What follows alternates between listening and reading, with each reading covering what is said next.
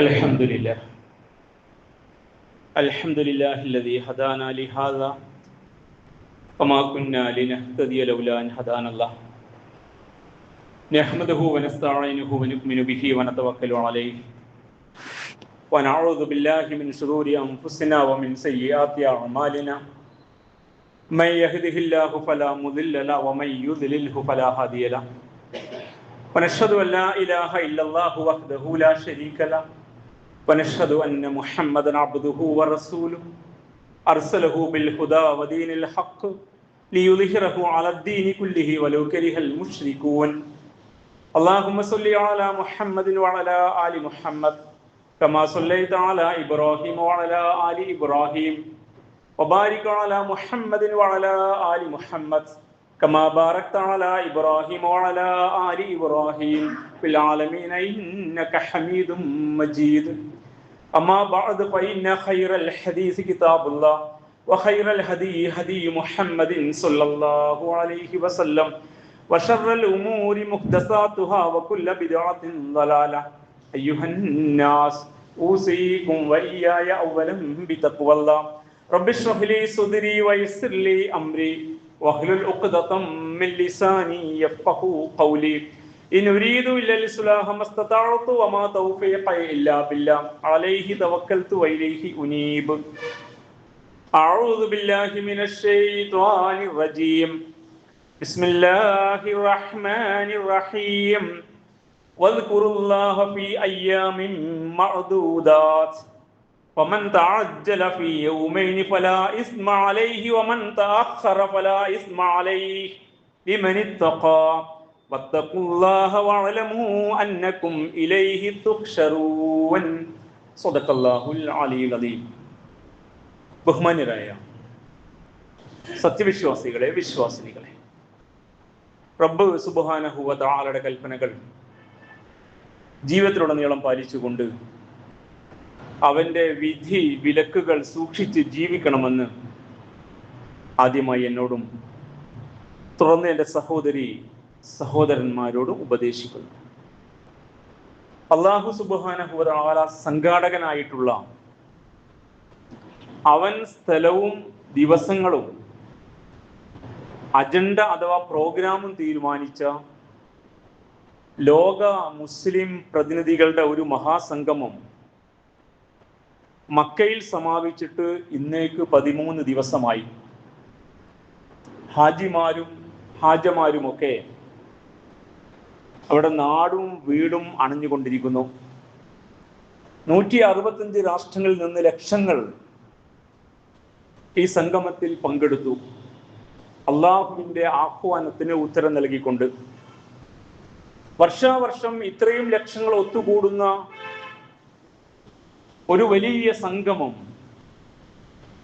മുസ്ലിം സമൂഹത്തിൻ്റെത് സ്വന്തമായിട്ട് ലോകത്ത് നടന്നുകൊണ്ടിരിക്കെ മറ്റാർക്കും മറ്റൊരു മതത്തിനും ഇങ്ങനെ ഒന്ന് ഇല്ല എന്നിരിക്കെ മണ്ണിൽ ജീവിച്ചു കൊണ്ടിരിക്കുന്ന മുസ്ലിം സമുദായം അനുഭവിക്കുന്ന പ്രശ്നങ്ങളുമായി ബന്ധപ്പെട്ട് ശരിയായ ദിശ നിർണയിച്ചു കൊടുക്കാൻ അവർ സ്വീകരിക്കേണ്ടുന്ന നടപടിക്രമങ്ങൾ, സ്ട്രാറ്റജി രൂപീകരിച്ചു കൊടുക്കാൻ കഴിയാതെ പോകുന്നത് എന്ത് എന്നതുമായി ബന്ധപ്പെട്ട ചർച്ചയാണ് ഖുതുബയിൽ നമ്മൾ നടത്തിക്കൊണ്ടിരിക്കുന്നത്. ഹജ്ജിന്റെ മർമ്മപ്രധാനമായ കർമ്മങ്ങൾ കഴിഞ്ഞ് ഹാജമാർ മിനയിലെത്തിയാൽ ദുൽഹജ്ജ് 10 കഴിഞ്ഞ് പിന്നീട് 3 ദിവസം ദുൽഹജ്ജ് 11, 12, 13 അയ്യാമു തശ്രീഖിന്റെ ദിനങ്ങളിൽ ഈ ഹാജിമാർ മുഴുക്കെ മിനയിലുണ്ട്. അവിടെ ഒത്തുകൂടുന്ന അവരോട് അള്ളാഹുവിനെ സ്മരിക്കാൻ അള്ളാഹു വിശുദ്ധ ഖുർആൻ ഉത്ബോധിപ്പിച്ച ഒരു സൂക്തം കഴിഞ്ഞ ഖുതുബയിൽ നമ്മൾ കേട്ടു. ഫൈദാ ഖളൈതും മനാസികക്കും, നിങ്ങളുടെ ഈ മൻസക് ആരാധന, ഈ കർമ്മം നിർവഹിച്ചു കഴിഞ്ഞാൽ ഫദ്കുറുല്ലാഹ കദിക്രിക്കും ആബാഅക്കും ഔ അശദ്ദ ദിക്റ, പഴയ കാലത്ത് ജാഹിലിയത്തിൽ നിങ്ങൾ നിങ്ങളുടെ പ്രപിതാക്കന്മാരുടെ വീരശൂര പരാക്രമങ്ങളെ കുറിച്ച് വാഴ്ത്തുപാട്ടുകൾ പാടിക്കൊണ്ട് മത്സരിച്ചിരുന്നു എങ്കിൽ അത് മാറ്റിവെച്ചിട്ട് ഫദ്കുറുല്ലാഹ്, നിങ്ങൾ അള്ളാഹുവിനെ കുറിച്ച് സ്മരിക്കണം.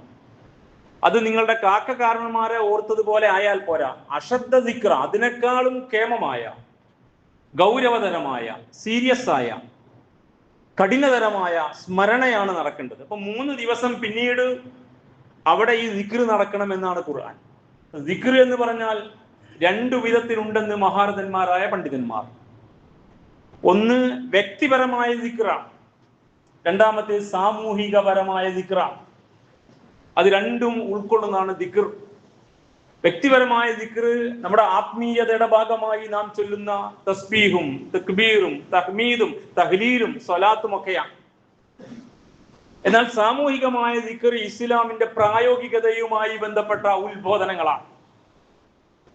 ഈ സമുദായത്തിന്റെ നിയോഗം, ദൗത്യം, ആ സമുദായം അനുഭവിക്കുന്ന പ്രശ്നങ്ങൾ, അള്ളാഹുവിന്റെ ദീനിന്റെ പ്രതിനിധീകരണം, റെപ്രസെന്റേഷൻ, ആ ദീനുമായി ബന്ധപ്പെട്ട അതിന്റെ നിയോഗം ഏറ്റെടുത്ത് നിങ്ങൾ അധിവസിക്കുന്ന പ്രാദേശിക തലങ്ങളിൽ, രാഷ്ട്രങ്ങളിൽ നിങ്ങൾ എന്തെല്ലാം ചെയ്യണം എന്നതുമായി ബന്ധപ്പെട്ട് അങ്ങനെ മുസ്ലിം സമൂഹം നേരിടുന്ന പ്രശ്നങ്ങൾ മനസ്സിലാക്കി അതിന് ശരിയായ പ്രതിവിധികൾ കണ്ടെത്തി അതുമായി ബന്ധപ്പെട്ട ശരിയായ മാർഗനിർദ്ദേശം നൽകുന്നതാണ് ദിക്ർ. അതുകൂടി ചേരുന്നതാണ് ദിക്ർ എന്ന് കൃത്യമായിട്ട് ഇസ്ലാമിലെ പണ്ഡിതന്മാർ. യഥാർത്ഥത്തിൽ പ്രവാചകൻ തിരുനബി സല്ലല്ലാഹു അലൈഹി വസല്ലമയാണ് ഈ ദിക്റിന്റെ ഉപജ്ഞാതാവ്, മാതൃക തിരുനബിയാണ്. മദീന പള്ളി ആ ദിക്റിന്റെ ഇടമായിരുന്നു. അവിടെ തിരുനബി കേവലം ഖുർആൻ പഠിപ്പിക്കലും ഹദീസ് പഠിപ്പിക്കലും ഫിഖ് പഠിപ്പിക്കലും മാത്രമായിരുന്നില്ല. വിശുദ്ധ ഖുർആന്റെ ഓരോ ആയത്തുകളും അവതീർണമാകുന്ന മുറക്ക് ആ ആയത്തിന്റെ അടിസ്ഥാനത്തിൽ അതിനെ പ്രാക്ടിക്കൽ ലൈഫിൽ, പ്രായോഗിക ജീവിതത്തിൽ എങ്ങനെ എന്ന് കൃത്യമായി അവിടെ പഠിപ്പിച്ചിരുന്നു. ആ മദീനക്കകത്തെ വ്യക്തികളുടെ പ്രശ്നങ്ങൾ, കുടുംബങ്ങളുടെ പ്രശ്നങ്ങൾ, മദീന രാഷ്ട്രത്തിന്റെ പ്രശ്നങ്ങൾ, പരിസരത്ത് നിന്ന് മദീനയിൽ വരുന്ന ആളുകളുടെ വിഷയങ്ങൾ, പരിസരത്തെ ജനസമൂഹങ്ങൾ, ഇസ്ലാമിന്റെ പ്രബോധനം, പ്രചാരണം, അവിടുത്തെ രാഷ്ട്ര നേതാക്കന്മാർക്കുള്ള കത്തെഴുത്ത്, സന്ദേശമയക്കൽ, സൈനിക സന്നാഹങ്ങൾ, സൈനിക സേവന ചർച്ചകൾ എല്ലാം നടക്കുന്നത് ഈ പറഞ്ഞ മദീന പള്ളിയിലാണ്. ഇത് തിരുനബിയുടെ ദിക്ർ ഹൽക്കയാണ്. ആ പ്രയോഗം അന്നതിനില്ല കേട്ടോ, മനസ്സിലാക്കാൻ വേണ്ടി പറഞ്ഞതാണ്. അപ്പൊ അതായിരുന്നു ദിക്റിന്റെ ശരിയായ മാതൃക. സലഫി പണ്ഡിതന്മാരായ ഷെയ്ഖുൽ ഇസ്ലാം ഇബ്നു തൈമിയ റഹിമഹുല്ല, ഇബ്നുൽ ഖയ്യിം, ഇബ്നു ബാസ് റഹിമഹുല്ല തുടങ്ങിയവരെല്ലാം അവർ കൃത്യമായി പ്രഖ്യാപിച്ചിരിക്കുന്നു, അവരുടെ വീക്ഷണത്തിൽ ദിക്ർ എന്നാൽ കേവല വചനങ്ങളല്ല, മറിച്ച് അള്ളാഹുവിന്റെ ദീൻ ജീവിതത്തിലും സമൂഹത്തിലും പ്രായോഗികമാക്കാൻ നടത്തുന്ന എല്ലാ ശരിയായ ഇടപെടലുകളുമാണ്. അപ്പൊ ഈ ദിക്റാണ് അവിടെ മിനയിൽ നടക്കേണ്ടത്. അതുകൊണ്ട് മുസ്ലിം സമൂഹം അനുഭവിക്കുന്ന പ്രതിസന്ധികൾ തിരിച്ചറിഞ്ഞ് അതിനെതിരെ ബോധവൽക്കരണം നടത്തുന്നതും ശരിയായ മാർഗനിർദ്ദേശം നൽകുന്നതും വലിയൊരു ദിക്റും ഇബാദത്തുമാണ്. അതുകൊണ്ടാണ് ഫദ്കുറുല്ലാഹ്, നിങ്ങൾ അള്ളാഹനെ ഓർക്കണം എന്ന് പറഞ്ഞാൽ ആ ദിക്റിന്റെ മർമ്മ ഇതാണ്. അതുകൊണ്ട് ഈ യാഥാർത്ഥ്യം ഉൾക്കൊണ്ടുകൊണ്ടാണ് തിരുനബി സല്ലല്ലാഹു അലൈഹി വസല്ലമ അദ്ദേഹത്തിന്റെ ആദ്യത്തേതും അവസാനത്തേതുമായ ഹജ്ജിൽ, അറഫയിലെ പ്രസംഗം, ശേഷം മിനയിൽ സഹാബൈ കിറാമുമായി ഹജ്ജിൽ നിലകൊള്ളുമ്പോഴുള്ള ഉത്ബോധനങ്ങൾ, ഇതെല്ലാം വളരെ കൃത്യമാണ്, രേഖപ്പെടുത്തപ്പെട്ട പ്രഭാഷണങ്ങളാണ്. അതിന്റെ ഉള്ളടക്കം ഒരു വേള ശ്രദ്ധിക്കുക. റസൂലുള്ളാഹി പറഞ്ഞു, ഫഇന്ന ദിമാഅക്കും വഅംവാലക്കും വഅറാലക്കും അലൈക്കും ഹറാം, നിങ്ങളുടെ ഓരോരുത്തരുടെയും ജീവൻ, ധനം, അഭിമാനം, ജീവ ധനമാനാദികൾ അത് ഇസ്സത്തോടെ നിലനിൽക്കണം. ഒരു വ്യക്തിയുടെ ജീവൻ, അഭിമാനം, സമ്പത്ത് സുരക്ഷിതമായിരിക്കണം. അത് പവിത്രമാണ്. എത്രമേൽ പവിത്രമാണ്? കഹുർമത്ത് യോമിക്കും ഹാദാ ഫീ ഷഹരിക്കും ഹാദാ ഫീ ബലദിക്കും ഹാദാ, നിങ്ങളുടെ ഈ നാട്ടിൽ മക്കയുടെ പവിത്രത, ഈ മാസം ദുൽഹജ്ജിന്റെ പവിത്രത പോലെ, ഈ ദിനം അറഫാ ദിനത്തിന്റെ പവിത്രത പോലെ പവിത്രമാണ്. ഒരാളുടെയും ജീവധന മാനാദികൾ ഹനിക്കപ്പെടാൻ പാടില്ല എന്ന്. ഇന്നലെ ഒരു ഭ്രാന്തൻ ജൽപ്പനം ഉണ്ടായിരുന്നു, ഈ രാത്രിയിൽ ഇറാനെ തകർക്കുമെന്ന്. നമ്മുടെ നാട്ടിലേക്ക് വന്നാൽ മനുഷ്യന്റെ, ഈ നാട്ടിലെ പൗരന്റെ ജീവധന മാനാദികൾക്ക് വല്ല നിർഭയത്വമുണ്ടോ? മോബ് ലിഞ്ചിങ്ങിന്റെ, ബുൾഡോസറിന്റെ, ഇങ്ങനെ ഓരോ നാട്ടിലും പ്രശ്നങ്ങളാണ്. അവിടെ പ്രവാചകന്റെ പ്രഭാഷണമാണ് നടക്കുന്നത്. ഓരോരുത്തരുടെ അഭിമാനം, രക്തം, ജീവൻ, ധനം സുരക്ഷിതമായിരിക്കണമെന്നാണ്.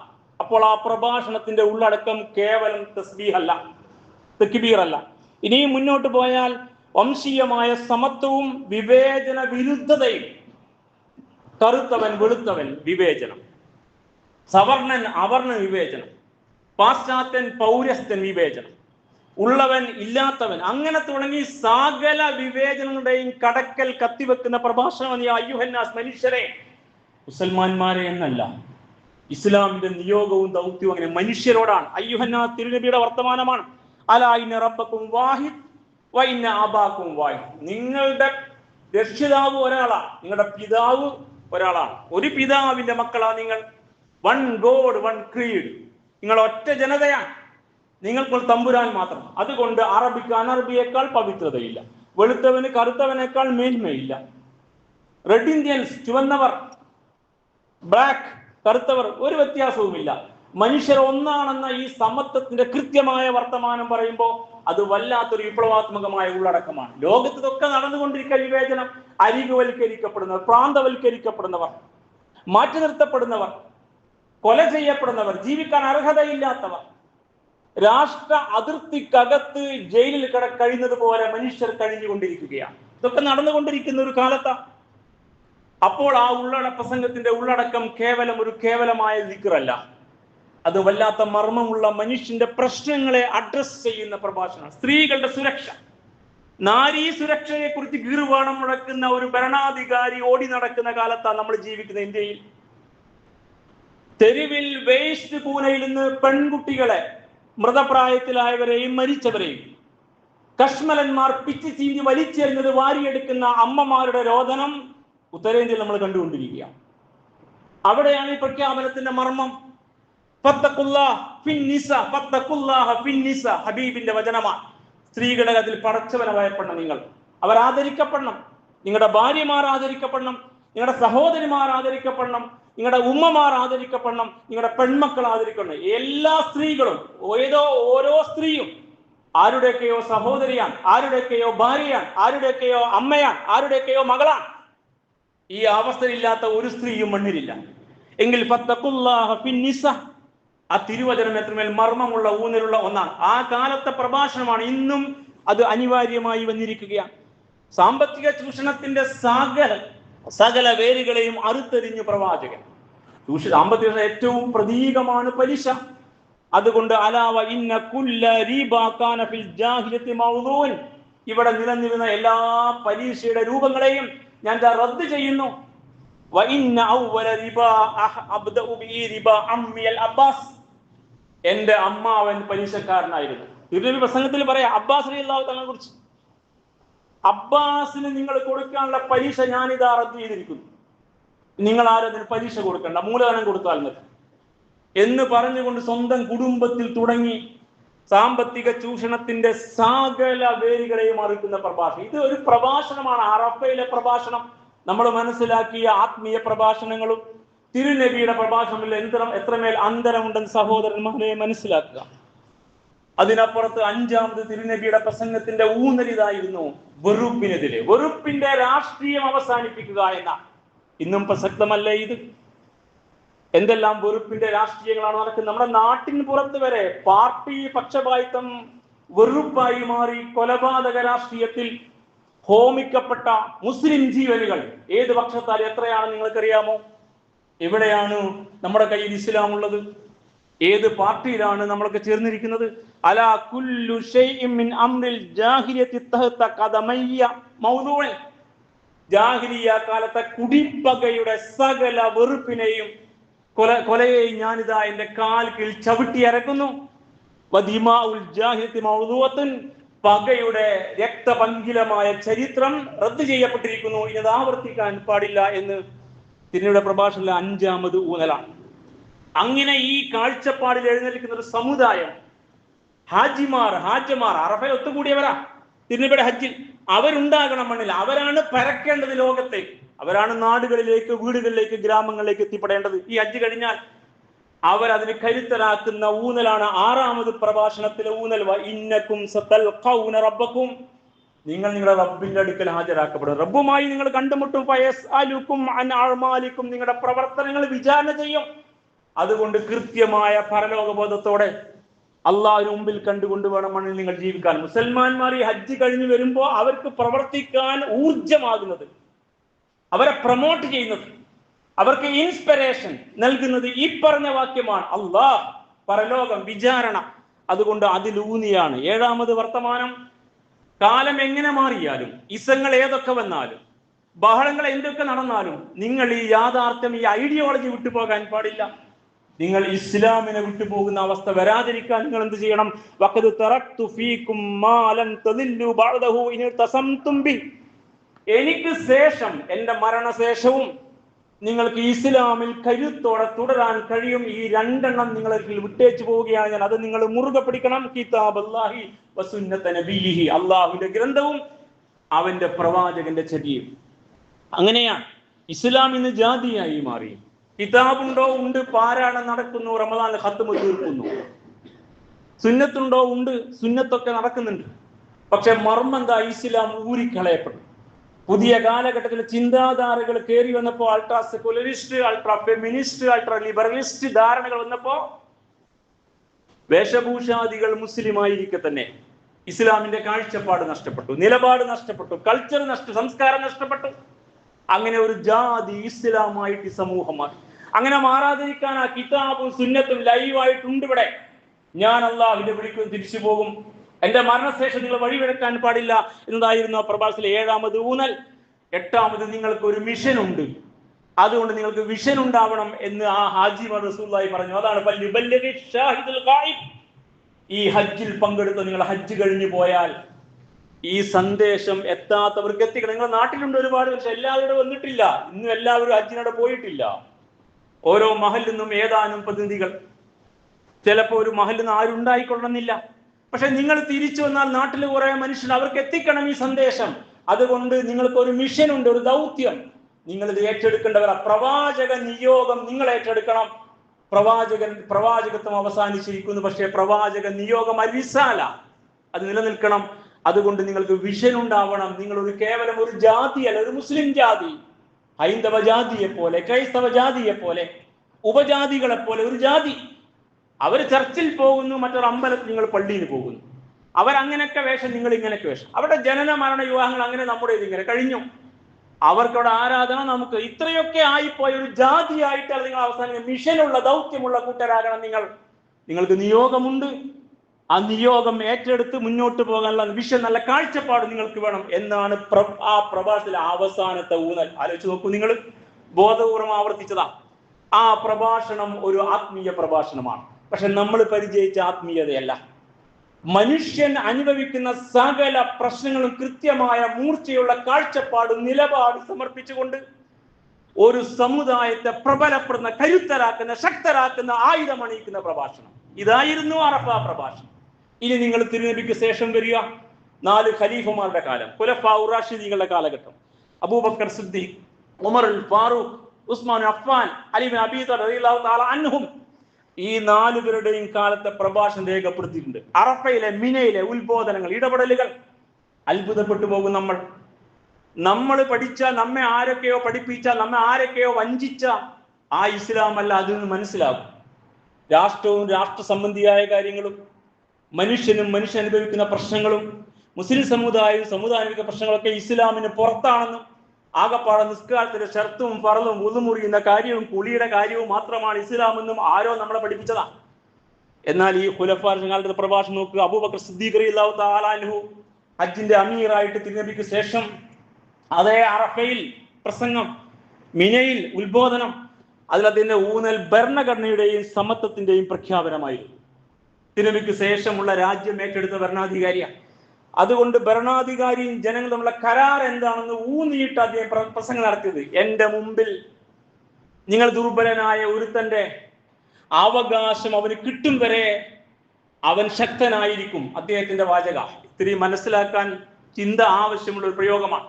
അഥവാ അന്നാട്ടിലെ ഏത് സാധാരണക്കാരന് നീതി ലഭിക്കണം, ഏതൊരു സാധാരണ പൗരന്റെയും നീതി ലഭ്യമാകാത്ത അവസ്ഥയിൽ അവന് നീതി വാങ്ങിക്കൊടുക്കാൻ എന്റെ അടുക്കൽ വരാൻ അവന് കരുത്തുണ്ടാവണം. അവൻ മുമ്പിൽ കരുത്തനാണ്, ഞാൻ അവന് നീതി നേടിക്കൊടുക്കും. അതുകൊണ്ട് അനീതി സംഭവിക്കാൻ പാടില്ല. അനീതിക്കിരയാകുന്ന ഏതൊരുത്തനും എന്റെ മുമ്പിൽ കരുത്തനാണ്. നിങ്ങൾക്ക് അർഹതപ്പെട്ടത് നേടിത്തരും വരെ ഞാൻ ദുർബലനായിരിക്കും, അത് നേടിത്തരുമ്പോഴേ ഞാൻ ശക്തനാവൂ എന്നും അദ്ദേഹത്തിന്റെ പ്രസംഗം. അങ്ങനെ സാധാരണ മനുഷ്യന്റെ അവകാശങ്ങൾ നേടിക്കിട്ടുന്ന ഒരു സാമൂഹ്യ ക്രമത്തെക്കുറിച്ച്, നിഷ്കൃഷ്ടമായ നീതിയെക്കുറിച്ച്, വിഭവങ്ങൾ കൃത്യമായി പങ്കുവെച്ച് കിട്ടുന്ന അവസ്ഥയെക്കുറിച്ച്, മനുഷ്യർ ഒന്നായി ജീവിക്കുന്ന നല്ല ഒരു വെൽഫെയർ സ്റ്റേറ്റിനെ കുറിച്ച് അദ്ദേഹം സംസാരിച്ചത്. അദ്ദേഹത്തിന്റെ ഈ പ്രഭാഷണം ഉദ്ധരിക്കപ്പെട്ട താരിഖ് തൊബരി, ഇബ്നു കസീർ റഹിമഹുള്ളയുടെ, ഇബ്നു അസാക്കിറുടെ പുസ്തകം വായിച്ചാൽ നിങ്ങൾക്ക് മനസ്സിലാകും. ഒരുപാട് നീണ്ട വസ്തു ഉൾക്കൊള്ളുന്ന പ്രഭാഷണമാണത്. ഇനി ഉമർ ഖത്താബിന്റെ കാലത്തേക്ക് വന്നാലോ, അദ്ദേഹത്തിന്റെ കാലഘട്ടത്തിലെ ഹജ്ജിന്റെ അവസരങ്ങളെ, പ്രഭാഷണങ്ങളെ പഠിച്ച മഹാരഥന്മാരായ പണ്ഡിതന്മാർ ഒറ്റ വാക്കിൽ രേഖപ്പെടുത്തിയത്, അദ്ദേഹത്തിന്റെ കാലത്തെ ഹജ്ജ് ലോക പാർലമെന്റ് സമ്മേളനമായിരുന്നു. അവിടെ ചോദ്യവും വർത്താനം ഇടപെടലും ഒക്കെ ഉണ്ടായിരുന്നു. അദ്ദേഹം എല്ലാ ഗവർണർമാരോടും ഉദ്യോഗസ്ഥരോടും അറഫയിലും മീനയിലും ഹജ്ജിന് വരാൻ പറയും.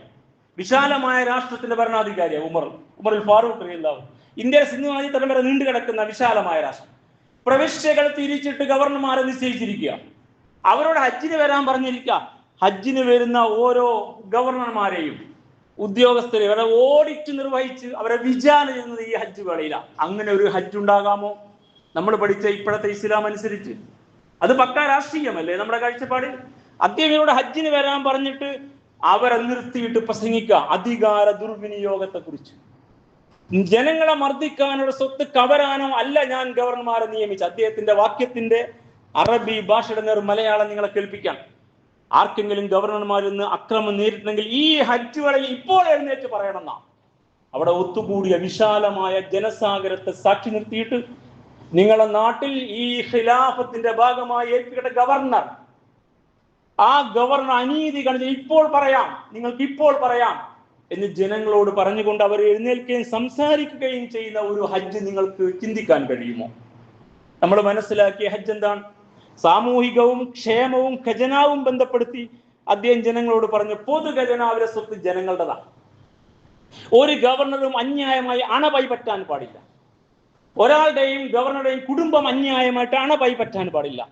നിങ്ങളുടെ അവകാശം കൃത്യമായി കിട്ടുന്നത് ഉറപ്പുവരുത്തണം. അതുമായി ബന്ധപ്പെട്ട് നിങ്ങൾക്ക് എന്ത് പരാതിയും ഖലീഫയെ അറിയിക്കാം. ഇതൊക്കെ വലിയ വലിയ വർത്തമാനങ്ങളാണ്, വലിയ സംഭവങ്ങളാണ്. അദ്ദേഹം അവിടെ നിയമപരിഷ്കാരങ്ങൾ നടത്തി. അതിന്റെ ഭാഗമായി അദ്ദേഹം പറഞ്ഞു, ഹജ്ജിൽ വന്ന ഈ ഹാജിമാരെ നോക്കിയിട്ട് ചെറുപ്പക്കാർക്ക് കല്യാണം കഴിക്കാൻ പ്രയാസമുണ്ട്, സ്ത്രീകൾ അധികമായി മഹർ ചോദിക്കുന്നു, അതുകൊണ്ട് മഹറിനൊരു പരിധി നിശ്ചയിച്ചാലെന്ന് ഞാൻ വിചാരിക്കുന്നു എന്ന് അദ്ദേഹം പറഞ്ഞപ്പോൾ ഒരു സ്ത്രീ എഴുന്നേറ്റു. ഹജ്ജിന്റെ വേളയാണ് കേട്ടോ. നിങ്ങൾക്ക് സങ്കല്പിക്കാൻ കഴിയുമോ ഇങ്ങനെ ഒരു അറഫ, ഇങ്ങനെ ഒരു മിന? ആ സ്ത്രീ പറഞ്ഞു, അല്ലാഹു ഖുർആനിൽ സൂറത്തു നിസയിലെ 20-ാം സൂക്തത്തിൽ നിങ്ങൾ അവർക്ക് വലിയൊരു കൂമ്പാരം സ്വർണത്തിന്റെ ഒരു മല തന്നെ മഹറായി നൽകിയാലും തിരിച്ചു വാങ്ങരുത് എന്ന് പറഞ്ഞിട്ടുണ്ട്.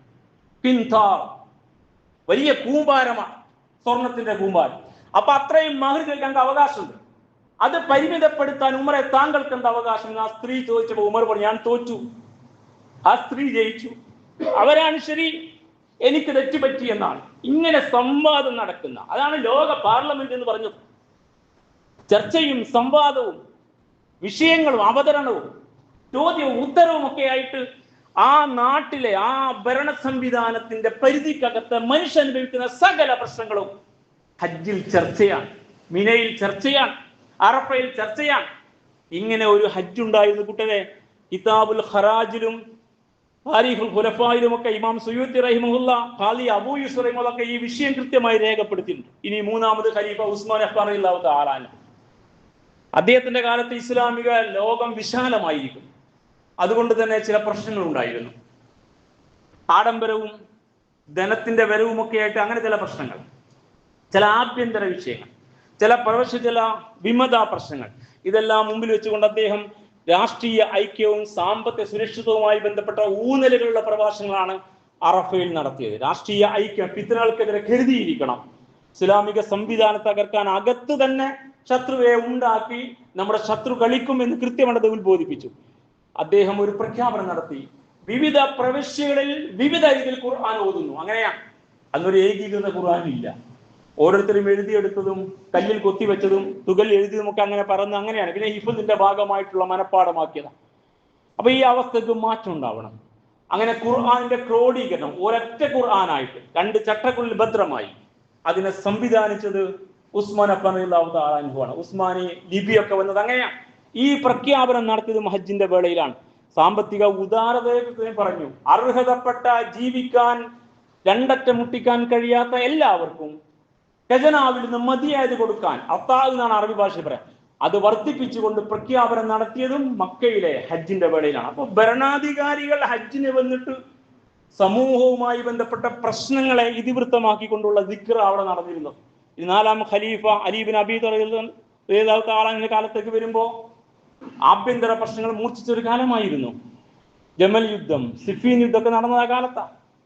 അപ്പോ വിമതരായ ഖവാരിജികളും ഒക്കെ ആയിട്ടുള്ള ആളുകൾക്കെതിരെ ഞാൻ യുദ്ധം ചെയ്യാനുള്ള ന്യായങ്ങൾ ഇതാണ് എന്ന് പറഞ്ഞുകൊണ്ട് അതിന്റെ കാര്യകാരണ സഹിതമുള്ള വിശദീകരണവും നിലപാടും അവിടെ വെച്ച് അദ്ദേഹം പ്രഖ്യാപിച്ചു. ലളിത ജീവിതവും ആത്മീയമായ ദൃഢതയും നേടാൻ വിശ്വാസികൾ ബോധിപ്പിച്ചുകൊണ്ട് അദ്ദേഹം പ്രസംഗങ്ങൾ നടത്തി. അപ്പൊ ചുരുക്കത്തിൽ ഈ 4 ഖലീഫമാരുടെയും കാലം നഹ്ജുൽ ബലാഗയിൽ അലി ഇബ്നു അബീ ത്വാലിബിന്റെ പ്രഭാഷണം കൃത്യമായി രേഖപ്പെടുത്തിയിരുന്നു. ഇതെല്ലാം പരിശോധിച്ചാൽ നമുക്ക് സമയത്തിന്റെ പരിമിതിയും ആ പ്രഭാഷണങ്ങളൊക്കെ ഇന്ന് നമ്മൾ കേൾക്കുന്ന കോലത്തിലല്ല.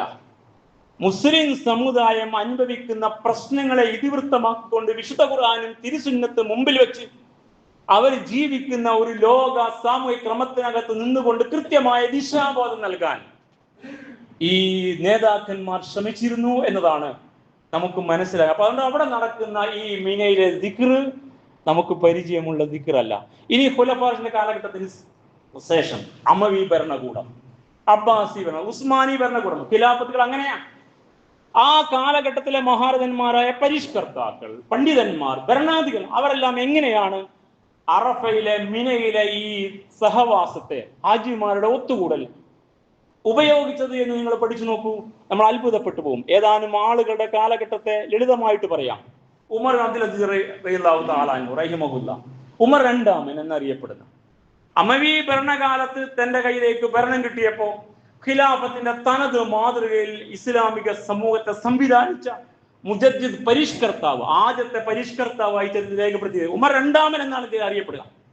അദ്ദേഹം ഭരണമേറ്റെടുത്തിട്ട് തന്റെ ഹജ്ജിന്റെ പ്രഭാഷണങ്ങളിൽ പറഞ്ഞു, അമവി ഭരണാധികാരികളും ഗവർണർമാരും പൊതുജനങ്ങളുടെ സ്വത്തുക്കൾ കൈക്കലാക്കിയതെല്ലാം തിരിച്ചു കൊടുക്കണം. ഓരോരുത്തരെയും പേര് പറഞ്ഞുകൊണ്ട്, പ്രവിശ്യ പറഞ്ഞുകൊണ്ട് ഇത്രയും സ്വത്തുക്കൾ പൊതുജനങ്ങൾക്ക് നൽകണം. നിങ്ങൾ ഭരണകൂടത്തിന്റെ ആ സുന്ദരമായ ശീതള ഛായയിൽ അധികാരം ഉപയോഗപ്പെടുത്തി പൊതുജനങ്ങളുടെ സ്വത്തുക്കൾ കൈവശം വെച്ചിരിക്കുന്നു. ശക്തമായ നിലപാട് ഏറ്റെടുത്തുകൊണ്ട് അദ്ദേഹം അത് തിരിച്ചു കൊടുക്കാൻ പറഞ്ഞു. അതുമായി ബന്ധപ്പെട്ട നേരത്തെ പ്രഭാഷണത്തിലെ ഒരു വരി കേൾക്കുക നിങ്ങൾ. അയ്യുഹന്നാസ്, അല്ലയോ മനുഷ്യരെ, ഇന്നക്കും ലം തുഖ്ലഖു അബസ, നിങ്ങൾ വെറുതെ സൃഷ്ടിക്കപ്പെട്ടവരല്ല. വലം തുത്രഖു സുദാ, നിങ്ങൾ വെറുതെ വിടപ്പെടുകയുമില്ല. വിചാരണ ചെയ്യാതെ നിങ്ങൾ വെറുതെ വിടപ്പെടില്ല. വൈനലക്കും ആദൻ യജ്മഉകുമുല്ലാഹു ഫീഹി ലിൽ ഹുക്മി ഫീകും, അല്ലാഹ് നിങ്ങളെ ഒരുമിച്ച് കൂട്ടും. അവിടെ വെച്ച് നിങ്ങളുടെ കർമ്മങ്ങളെ അവൻ ഹുക്കും, ശരിക്ക് വിധി തീർപ്പ് നടപ്പാക്കുകയും ചെയ്യും. അലാ, നിങ്ങൾ അറിയണം, ലാ തഅത ലി മഖ്ലൂഖിൻ ഫീ മഅസിദിൽ ഖാലിഖ്, സൃഷ്ടാവിനെ എതിരിൽ സൃഷ്ടിയെ അനുസരിക്കാൻ പാടില്ല. അഥവാ അള്ളാഹുവിന്റെ കൽപ്പനയ്ക്ക് വിരുദ്ധമായ ഒരു ഭരണകൂടത്തെ തിട്ടൂര നിങ്ങൾ അംഗീകരിക്കരുത് എന്ന് പറഞ്ഞുകൊണ്ട് ഗവർണർമാരുടെ രീതിക്കെതിരെ ശക്തമായ നിലപാട് സ്വീകരിച്ചുകൊണ്ട് ജനങ്ങളെ കരുത്തരാക്കുകയായിരുന്നു ഉമർ 2-ാമൻ. ഇനി ജാഫർ അസ്വാദിഖ് റഹിമഹുല്ലാഹ്, തിരു പ്രവാചക നബിയുടെ കുടുംബത്തിലെ പരമ്പരയുന്ന ഇമാമും പണ്ഡിതനുമാണ്. അദ്ദേഹം ആ കാലഘട്ടത്തിൽ നേതൃത്വം കൊടുത്തുകൊണ്ട് അബ്ബാസി ഭരണകൂടത്തിന്റെ അന്യായങ്ങൾക്കെതിരെ ശക്തമായി സംസാരിച്ച വർത്തമാനങ്ങൾ, അദ്ദേഹത്തിന്റെ പ്രഭാഷണം, അദ്ദേഹത്തിന്റെ പ്രവർത്തനങ്ങളെല്ലാം അബൂ നുഐം അൽ അസ്ബഹാനിയുടെ ഗ്രന്ഥത്തിൽ നമുക്ക് വായിക്കാൻ സാധിക്കും. അദ്ദേഹത്തിന്റെ ഒരു വരി നിങ്ങൾ കേൾക്കുക. വഇന്നല്ലാഹ തആല ലം യജ്അൽ ഹാദൽ ബർദൽ ഹറാമ വലാ ഹാദൽ മൻസക ലിൽ മുലൂകി വൽ ജവാബിറ, അല്ലാഹു ഈ പവിത്രമായ നാടിനെയും ഈ പവിത്രമായ കർമ്മത്തെയും മനാസിക് ഹജ്ജിനെയും നിശ്ചയിച്ചത് മുലൂക്കിനും ജവാബിറകൾക്കും സ്വേച്ഛാധിപതികൾക്കും രാജാക്കന്മാർക്കവിടെ ഗർവ് കാണിക്കാൻ ഇടമായിട്ടല്ല. അന്ന് അബ്ബാസി ഭരണകൂടത്തിലെ ഭരണാധികാരികൾ കാണിച്ച അന്യായങ്ങൾക്കെതിരെ ശക്തമായി ശബ്ദിച്ചെന്ന് പറഞ്ഞു. ബൽ ജഅലഹു ലിൽ മസാകീന വൽ ഫുഖറാ ലിയകൂനു ഫീ സവാ, മറിച്ച് പാവങ്ങൾ, മസാക്കിൻ, ഫുഖറ, ദരിദ്രരും അഗതികളുടെ ആളുകൾക്ക് വരെ ഒന്നിച്ച് ഒരു വ്യത്യാസവും വിവേചനവും ഇല്ലാതെ ഒത്തുകൂടാനാണ്. അപ്പൊ ഇവര് ഭരണാധികാരികൾ വരുമ്പോ വഴിമാറി കൊടുക്കാൻ പരിവാരങ്ങൾ വന്ന് അവർക്ക് താമസിക്കാൻ വേറെ ഇടം, അവർക്ക് വേറെ ടെന്റ്, ഇങ്ങനെയൊക്കെയാണ് ഇന്നും അങ്ങനെ രാജാക്കന്മാരും മക്കയിൽ വരുന്നത് ഈ കർമ്മത്തിലൊക്കെ. അങ്ങനെ വരാനല്ല, ഇത് മസാക്കീനും ഫുക്കറാവുമുള്ള ആളുകൾക്ക് ഒത്തുകൂടാനുള്ളതാ എന്ന് പറഞ്ഞുകൊണ്ട് ഭരണകൂടത്തിന്റെ പ്രൗഢി കാണിച്ച ഭരണത്തിലെ മുഖത്ത് നോക്കി സംസാരിച്ച് വിരിപ്പ് കൊണ്ടുവന്ന് വിരിച്ച് പാവങ്ങളുടെ കൂടെ ഇരുന്ന് എല്ലാ ക്യാമ്പിലും എല്ലായിടത്തും പോയി ഇങ്ങനെ ഉത്ബോധനം നടത്തിയിട്ട് അദ്ദേഹത്തിന്റെ ഈ ഹജ്ജിന്റെ കാലത്തെ കൃത്യമായിട്ട് ഉപയോഗപ്പെടുത്തി എന്ന് രേഖപ്പെടുത്തപ്പെട്ടു. മൂന്നാമതായി സുഫിയാൻ അസ്സൗരി റഹിമഹുല്ലാ, വലിയ പണ്ഡിതനാണ്, ഹദീസ് പണ്ഡിതനാണ്, ഇത് 2-ാം നൂറ്റാണ്ടിലെ. അദ്ദേഹം കൃത്യമായി അബ്ബാസി ഖലീഫയായ മൻസൂർ തന്റെ പ്രൗഢിയോടുകൂടി ഹജ്ജിന്റെ വേളയിൽ അറഫയിൽ വന്നു, മിനയിൽ വന്നു. മുഖത്ത് നോക്കി അദ്ദേഹം പറഞ്ഞ വർത്തമാനം, ഇത്തഖില്ലാഹ യാ അമീറൽ മുഅ്മിനീൻ, വിശ്വാസികളുടെ അമീറായി ഇപ്പോൾ അധികാരം വാഴുന്നവരെ നീ ഇത്തഖില്ല, അള്ളാഹുവിനെ ഭയപ്പെടണം. ഫൈനക ഫീ ബൈത്തില്ലാഹി വമശായിരി, നീ അള്ളാഹിന്റെ ഭവനത്തിലാ, വമശായിരി അള്ളാഹുവിന്റെ ഹറമിലാ ഇപ്പോൾ നിൽക്കുന്നു. വഖദ് അൻഫഖ്ത ബൈത മാലിൽ മുസ്ലിമീന ഫീ ഹാദിഹി സീന, നിന്റെ പ്രൗഢിക്ക് വേണ്ടി, അലങ്കാരത്തിന്, നിന്റെ കൊട്ടാരത്തിന് വേണ്ടി, നിന്റെ നടപടിക്ക് വേണ്ടി നീ ബൈത്തുൽ മാലിലെ മുസ്ലിമീങ്ങളുടെ പണമാണ് ചെലവഴിച്ചത്. വന്നാസു യമൂതൂന ജുഅ, വിശാലമായ ഇസ്ലാമിക രാഷ്ട്രത്തിന്റെ പ്രവശ്യകളിൽ മുസ്ലിമീങ്ങൾ മനുഷ്യർ ജുഅ, വിശപ്പ് കൊണ്ട് മരിക്കുമ്പോൾ നീ ഖജനാവിലെ പണം കൊണ്ട് പ്രൗഢി കാണിക്കുകയാണെന്ന് മുഖത്ത് നോക്കി പറഞ്ഞു. അന്നത്തെ ഹജ്ജിനെത്തുന്ന പണ്ഡിതൻ ഇങ്ങനെയായിരുന്നു അന്ന് ഹജ്ജിന്റെ അറഫ വേളയിലെ മിന വേളയിലെ ഉത്ബോധനങ്ങൾ. സുൽത്താൻ സലാഹുദ്ദീൻ അയ്യൂബി കുരിശ് പടയിൽ നിന്ന് ബൈത്തുൽ മുഖദ്ദിസ് മോചിപ്പിച്ച ധീരനായ പോരാളി. അദ്ദേഹം രാജ്യം ഭരിച്ചുകൊണ്ടിരിക്കെ നടക്കുന്ന എല്ലാ ഹജ്ജ് വേളയിലും മക്കയിലെ മദീനയിലെ പണ്ഡിതന്മാരെ വിളിച്ചു കൂട്ടിയിട്ട് ഹജ്ജിന്റെ അവസരത്തിൽ ബൈത്തുൽ മുഖദ്ദിസിന്റെ വിമോചനത്തെ കുറിച്ചും ഫിലസ്തീനിനെ കുറിച്ചും മുസ്ലിം സമൂഹം അനുഭവിക്കുന്ന പ്രശ്നങ്ങളെ കുറിച്ചും അവിടെ നടക്കുന്ന ജിഹാദ് പോരാട്ടത്തെ കുറിച്ച് ഉത്ബോധിപ്പിക്കാൻ ആളെ വിടുകയും തന്റെ ഗവർണർമാർക്ക് എല്ലാ ഹജ്ജ് വേളയിലും ഈ വിഷയം അറഫയിൽ നിന്ന് ചർച്ച നടത്തണമെന്ന് കത്തെഴുതുകയും ചെയ്ത തരത്തിൽ നിങ്ങൾക്ക് വായിക്കാൻ സാധിക്കും. ഇന്ന് ഫിലസ്തീൻ കഫിയെ പുതച്ച് നിങ്ങൾക്ക് ഹജ്ജിന് പോകാൻ പറ്റില്ല, ഹറമിൽ പോകാൻ പറ്റില്ല, ജിഹാദ് എന്ന പദം വെച്ചുകൊണ്ട് നിങ്ങൾക്ക് അവിടെ പ്രസംഗം നടത്താൻ പറ്റില്ല, ഫിലസ്തീനെ കുറിച്ച് പറയാൻ പറ്റില്ല. എന്നാൽ അന്ന് ഇതായിരുന്നു ഹജ്ജ്. ഇന്ന് കാലം വല്ലാതെ മാറിയപ്പോ നമ്മൾ വല്ലാതെ ചെറുതായി പോയി. ഇതിനൊക്കെ വലിയ ശോഷണം വന്നു. അദ്ദേഹത്തിന്റെ കാലഘട്ടത്തിലെ ആ വിഷയങ്ങളെല്ലാം കൃത്യമായിട്ട് ഇബ്നു ഷദ്ദാദ് റഹിമഹുല്ലാ സലാഹുദ്ദീന്റെ ജീവിതത്തിൽ രേഖപ്പെടുത്തിയിട്ടുണ്ട്. അതങ്ങ് വായിച്ചാൽ നിങ്ങൾ വല്ലാതെ ആയിപ്പോകും.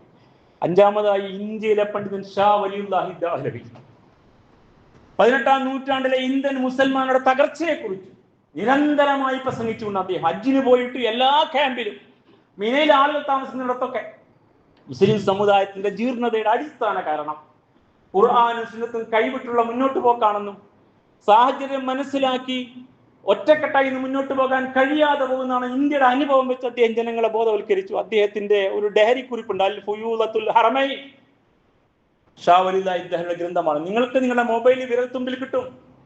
ആ ഡയറി കുറിപ്പ് വായിച്ചാൽ അത്ഭുതപ്പെട്ടു. ഇങ്ങനെയായിരുന്നു സഹോദരന്മാരെ ഈ കാലഘട്ടം. അദ്ദേഹം ഹജ്ജിന് പോയത് 1141 ഹിജ്റ വർഷത്തിലാണ്. നമ്മളിപ്പോൾ 1400 300 വർഷം മുമ്പ് വരെ ഹജ്ജിന്റെ ചരിത്രം ഇങ്ങനെയായിരുന്നു. അപ്പോൾ ആരാണ് സഹോദരന്മാരെ നമ്മെ ഇങ്ങനെ വഞ്ചിച്ചത്? എന്തേ ഈ സമുദായത്തിന് പറ്റിയത്? ഇത്രയും വലിയൊരു സംഗമത്തിൽ മുസ്ലിം സമുദായം അനുഭവിക്കുന്ന പ്രശ്നങ്ങൾക്ക് പ്രതിവിധികൾ നിർണ്ണയിക്കാൻ ഓരോ രാജ്യത്തെയും മുസൽമാന്മാർ നിങ്ങളുടെ നാട്ടിലെ അവസ്ഥയിൽ ഇന്ന നിലപാട് സ്വീകരിച്ച് മുന്നോട്ട് പോകണം. നിങ്ങളുടെ മിഷനും വിഷനും നിങ്ങൾ തിരിച്ചറിയണം. നിങ്ങളുടെ നിയോഗം മനസ്സിലാക്കണം. നിങ്ങളെ കൂടെയുള്ളവരെ ചേർത്ത് നിർത്തണം. അങ്ങനെ നിങ്ങൾ ഐക്യത്തോടെ മുന്നോട്ട് പോകണം. സമുദായത്തിന്റെ സുരക്ഷയും മുസ്ലിം സമുദായത്തിന്റെ മുഖ്യങ്ങളായ പ്രശ്നങ്ങളും നിങ്ങൾക്ക് മുഖ്യ വിഷയമായിട്ട് മാറണം. താൽക്കാലിക രാഷ്ട്രീയ ലാഭത്തിനും നിങ്ങളുടെ സ്ഥാപന സംവിധാന നടത്തിപ്പിനും വേണ്ടി നിങ്ങൾ ഒറ്റുകാരായി മുന്നോട്ട് പോകരുത് എന്നെങ്കിലും പറയാൻ ഈ നേതൃത്വം കൊടുക്കുന്ന പണ്ഡിതന്മാർക്കും സംവിധാനത്തിനും പറ്റേണ്ടതില്ലേ? ഇത്രയും പറഞ്ഞത് സഹോദരന്മാരെ അറഫയിൽ മിനയിൽ നടക്കുന്ന ദിക്ർ ഇതൊക്കെയായിരുന്നു. അതുകൊണ്ട് ഇതുകൂടി നിങ്ങൾ കേൾക്കാം. മുഖത്തിൽ ഓതി വെച്ച ഒരു സൂക്തം കഴിഞ്ഞ ഖുതുബയിൽ കേട്ട സൂക്തത്തിന്റെ അടുത്ത ഭാഗം 203 ബഖറ, വദ്കുറുല്ലാഹ ഫീ അയ്യാമിൻ മഅദൂദാത്ത്, വദ്കുറുല്ലാഹ ഫീ അയ്യാമിൻ മഅദൂദാത്ത്, ഏതാനും ദിനങ്ങൾ നിങ്ങൾ ഇനി മിനയിൽ അള്ളാഹിനെ സ്മരിക്കണം എന്നാ. അയ്യാമിൻ മഅദൂദാത്ത് ദുൽഹജ്ജ് 11, 12, 13 അയ്യാമത്തെ ദിനങ്ങളാ. അപ്പൊ നിങ്ങൾ ഹാജിമാർ മിനയിലാ, അവിടെ വെച്ച് നിങ്ങൾ ഇങ്ങനെ വദ്കുറുല്ലാഹ്, നിങ്ങൾ അള്ളാഹിനെ സ്മരിക്കണം. ഇതാണ് ആ പറഞ്ഞ ദിക്ർ. 4 റക്അത്തുള്ള നിസ്കാരം 2 റക്അത്ത് മതി സമയാസമയങ്ങളിൽ. റവാത്തിബ് സുന്നത്തുകളില്ല, ചെയ്യേണ്ടതില്ല. വേണമെങ്കിൽ സുബൈന് മുമ്പ് 2 റക്അത്ത് ആവാം, വിത്റോ തഹജ്ജുദൊക്കെ ആവാം, ലുഹാ ശിസ് അതും ആകാം. അതിനപ്പുറത്ത് വേറെ നിസ്കാരം ചെയ്യണ്ട. ഇഷ്ടംപോലെ സമയം. എന്നിട്ട് നിങ്ങൾ അള്ളാഹിനെ കുറിച്ച് ഓർക്കേണ്ടത് ഈ പറഞ്ഞ കാര്യങ്ങളാ. അതായിരുന്നു തിരുവയുടെ സുന്നത്ത്, ഖുലഫാ-റാഷിദീൻ ചര്യ, ശേഷമുള്ള മഹാദന്മാരായ പരിഷ്കർത്താക്കൾ, പണ്ഡിതന്മാർ, നേതാക്കന്മാർ, ഭരണാധികാരികൾ. അവരങ്ങനെയാണ് അറഫയെ, മിനയെ ഉപയോഗപ്പെടുത്തുന്നത്. അതുകൊണ്ട് അവർ കരുത്തരായിരുന്നു. അന്നത്തെ മുസൽമാന്മാർക്ക് ഇസ്സത്ത് ഉണ്ടായിരുന്നു. ഇന്ന് ആ ഇസ്സത്ത് ചോർന്നു പോയെങ്കിൽ നമ്മിൽ നിന്ന് ഇസ്ലാമിനെ ആരോ ചോർത്തിക്കളഞ്ഞതിന്റെ ഭാഗമാണ്. അതുകൊണ്ട് ഇന്ന് ദിക്ർ ഹൽക്കയും സ്വലാത്ത് ഹൽക്കയും നടത്തി കൂടെ വന്നവരുടെ പോക്കറ്റിൽ കണ്ണ് വെച്ച പണ്ഡിതൻ വേഷങ്ങൾ പൈസ ഉണ്ടാക്കുന്നു. സംഘടനകളാണെങ്കിൽ ആളെ കൂട്ടാനുള്ള പണിയെടുക്കും. അയാളുടെ സ്ഥാപനങ്ങളോ സേവന വേദികൾക്കോ പൈസ ഉണ്ടാക്കും. അല്ലാത്തവൻ ചിലപ്പോൾ വെറുതെ കിടന്നുറങ്ങുന്നു, ചിലപ്പോൾ ഇൻസ്റ്റയിലോ മൊബൈലിലോ ഫേസ്ബുക്കിലോ കയറി ഇറങ്ങുന്നു, അതല്ലെങ്കിൽ പരദൂഷണം പറഞ്ഞിരിക്കുന്നു. ഇതിനപ്പുറത്ത് ആ 3 ദിവസം ജംറയിൽ ഏറി കഴിഞ്ഞാൽ ഇവർ എന്ത് ചെയ്യുന്നു എന്ന് വിനയപുരസ്സരം ചിന്തിക്കുക. എന്തേ ഈ ഹജ്ജ് ഇങ്ങനെ ആയിട്ട്? ഇതായിരുന്നല്ലോ ഇസ്ലാമിലെ ഹജ്ജ്. ഈ സമുദായം കരുത്തരായിട്ട് ഒരു ലോക വീക്ഷണത്തോടു കൂടി 160 രാഷ്ട്രങ്ങളിലെയും പ്രതിനിധികൾ അവരുടെ രാജ്യങ്ങളിലേക്ക് തിരിച്ചു വരുമ്പോൾ അവിടുത്തെ മുസൽമാന്മാർക്ക് കേൾക്കാനും മനസ്സിലാക്കാനും ഒരുപാടുണ്ട് അവരുടെ കയ്യിൽ. പക്ഷെ ഇന്ന് വരുമ്പോൾ അവരുടെ കയ്യിൽ സംസം വെള്ളവും കാരക്കയും മാത്രമേ ഉള്ളൂ. ഒന്നും നേടിയില്ല, നമുക്കൊന്നും കിട്ടിയില്ല, നമ്മളോ കരുത്തരായില്ല. ഇவ்விധം ഇസ്ലാമിന്റെ ചൈതന്യത്തെ ചോർത്തിക്കളയുന്ന സംവിധാനങ്ങളെ തിരിച്ചറിഞ്ഞുകൊണ്ട് ശരിയായ ഹജ്ജിന്റെ രീതികളെ മനസ്സിലാക്കി കരുത്തരായി മുന്നോട്ട് പോകാൻ അറഫയില്ലാത്ത, മിനയില്ലാത്ത നമുക്ക് സാധിക്കണം. നമ്മുടെ കുടുംബങ്ങളിലേക്കും മക്കളിലേക്കും തലമുറ പകർന്നു കൊടുക്കണം. അല്ലാഹു സുബ്ഹാനഹു വ തആലയുടെ സംവിധാനത്തെ എவ்விதമാണോ മണ്ണിൽ പുനഃസ്ഥാപിച്ചത് അவ்விதം അതിനെ കൊണ്ടുപോകാൻ കഴിയുന്ന കരങ്ങളിൽ ഈ സംവിധാനങ്ങൾ തിരിച്ചു വരണം. അങ്ങനെ ഇസ്സത്തോടെ മുസൽമാന്മാർ ജീവിക്കുന്ന ഒരു സ്ഥിതിവിശേഷം ഉണ്ടാകണം. അത്തരം ഒരു അവസ്ഥയെ കൺപാർക്കാൻ അള്ളാഹു നമുക്ക് ഉദവി നൽകി അനുഗ്രഹിക്കുമാറാവട്ടെ. അഖൂലു ഖൗലി ഹാദാ വസ്തഗ്ഫിറുല്ലാഹ ലീ വലക്കും വസ്തഗ്ഫിറൂഹു ഇന്നഹു വൽ ഗഫൂറുർ റഹീം വദ്ഉഹു ഇന്നഹു വൽ ബറുൽ കരീം.